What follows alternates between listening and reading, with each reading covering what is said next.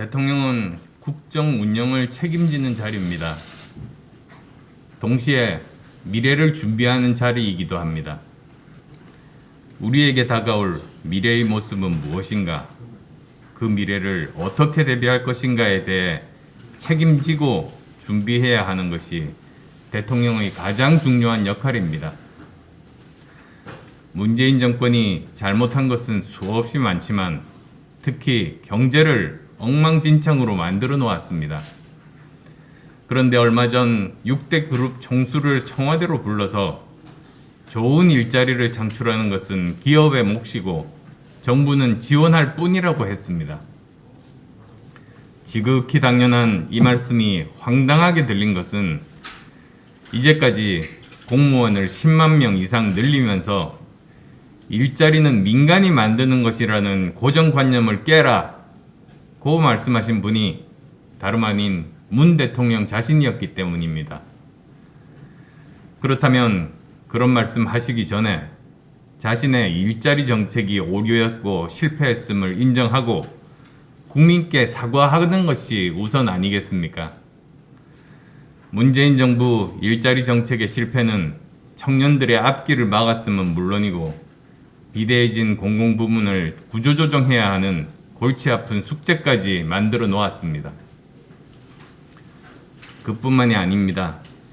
지난 4년 반 동안 국정을 엉망으로 만들면서 미래의 발판이 아니라 걸림돌만 키워놓았습니다.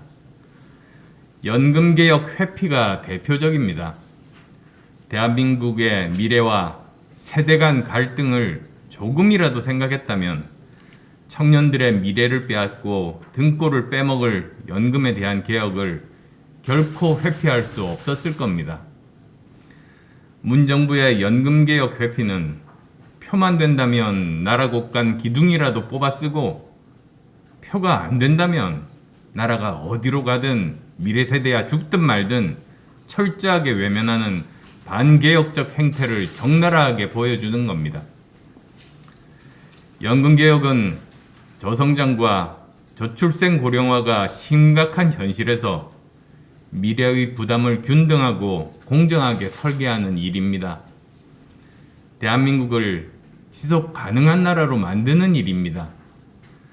그 핵심은 국민연금과 특수직역연금 간의 불평등 구조를 점진적으로 일원화하고 기성세대가 써버리고 미래세대에게 빚만 남기는 세대 간 불공정 부담 구조를 개혁하는 겁니다.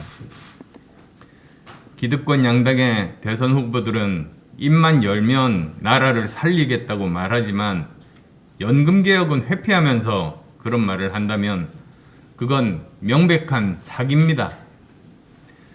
곶감은 기성세대가 빼먹고 텅 빈 곡간과 빚은 미래세대가 알아서 하라는 식인데 이런 생각으로 어떻게 국정을 논할 수 있겠습니까?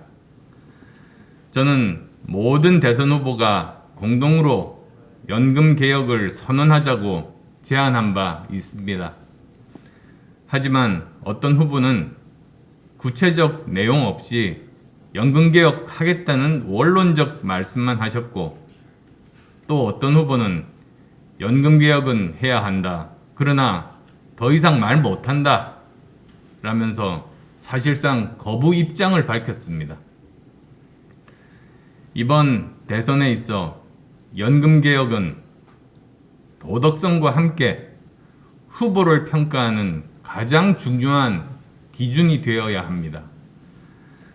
대한민국 공동체의 지속 가능성과 우리 아이들을 위해 반드시 해야만 하는 개혁 과제이기 때문입니다.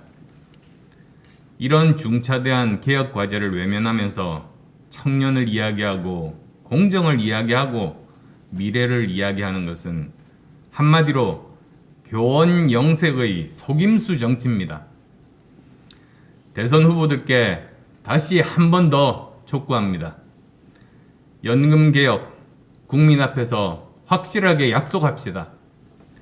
기성세대와 미래세대 함께 살아가야 하지 않겠습니까? 국민들은 세금 내서 특수직역연금 적자를 메워주면서 자신은 고단한 노후를 보내고 청년들은 연기금 고갈로 한 푼도 못 받는 비참한 나라로 가는 것이 명백하게 보이는데 이걸 그대로 두고 어떻게 국가의 미래를 이야기합니까?